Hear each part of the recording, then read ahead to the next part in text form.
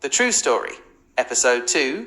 The Fruit Tree of the Old Tree Spirit. In a small village in Myanmar's Shan State, a family was diligently working in their tea plantation, chopping down a tree to gather firewood for their home. After a long day's work, they went to sleep.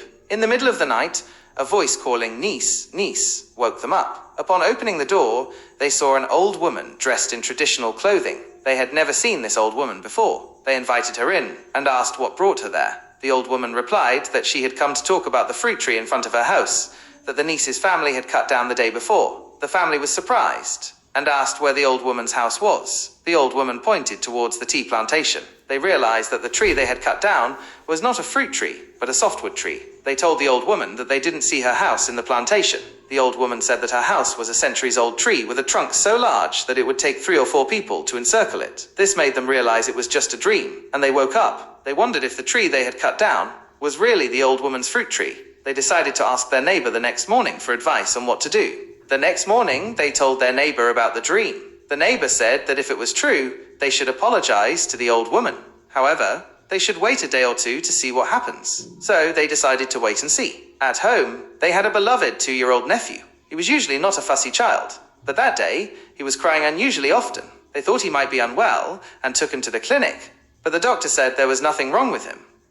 The next day, the child's behavior became even stranger. He refused to eat cooked food and instead demanded to eat raw food. They were very worried and told their neighbor about the child's condition. The neighbor advised them to go to the old tree and apologize to the spirit. So they prepared offerings of liquor, eggs, fruits, and sticky rice and went to the tree to apologize. They spent the whole day worrying about their child and could barely do any housework. The whole family was anxious and exhausted. That night, everyone went to bed. As the child was sleeping, they wondered if the spirit of the old tree would come to them again. They tried to calm their fears and fall asleep. Suddenly, they heard the voice again.